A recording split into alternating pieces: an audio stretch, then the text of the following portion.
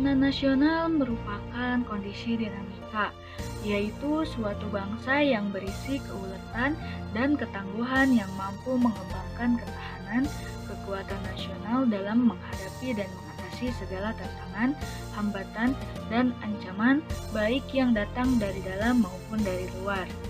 Juga secara langsung ataupun tidak langsung yang dapat membahayakan integritas, identitas, serta kelangsungan hidup bangsa dan negara. Ketahanan nasional tentu saja dibutuhkan untuk menjaga keutuhan bangsa di berbagai bidang. Ketahanan nasional tentu saja bukan hanya mencakup pertahanan militer. Ketahanan nasional juga mencakup berbagai bidang seperti politik, ekonomi, ideologi, hingga sosial budaya.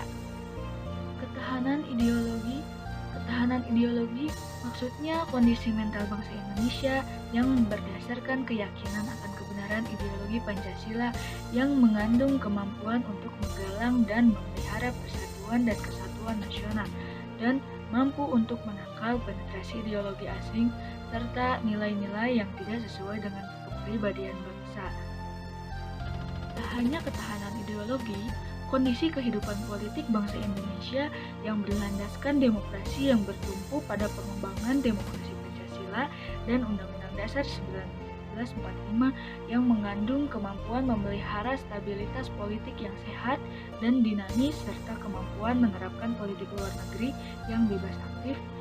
Dalam bidang politik terdapat ancaman berupa pemerintahan yang tidak aspiratif dan responsif atau bisa dikatakan diktator, yaitu pemerintahan yang tidak mau mendengar aspirasi dari rakyatnya.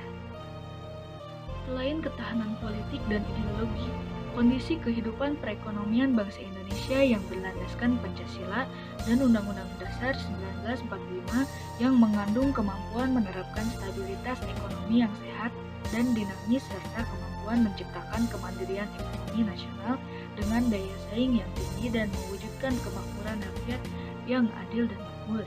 Dalam bidang ekonomi, kemiskinan menjadi ancaman utama bagi ketahanan nasional.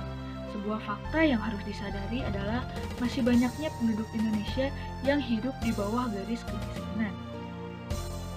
Selain itu, kondisi di mana kehidupan sosial budaya bangsa Indonesia yang menjiwai kepribadian nasional yang berdasarkan Pancasila yang mengandung kemampuan membentuk dan mengembangkan kehidupan sosial budaya manusia dan masyarakat Indonesia yang beriman dan bertakwa terhadap Tuhan Yang Maha Esa. Hidup rukun, bersatu, cinta tanah air, berkualitas, maju dan sejahtera dalam kehidupan yang serba selaras, serasi dan seimbang serta kemampuan menangkal penetrasi budaya asing yang tidak sesuai dengan kebudayaan nasional. Nah, ini yang lagi hangat diperbincangkan. Bangsa Indonesia yang mulai terguncang akibat isu-isu politik dan dikhawatirkan tidak bisa mempertahankan kebinekaan yang ada. Ancaman terbesar ketahanan nasional bidang sosial budaya ini adalah di mana keberagaman budaya dan suku bangsa yang seharusnya menjadi pemersatu bangsa malah sering dijadikan alat untuk memecah belahkan bangsa. Hal ini dapat dilihat dari banyaknya konflik yang terjadi akibat dari perbedaan ras dan golongan.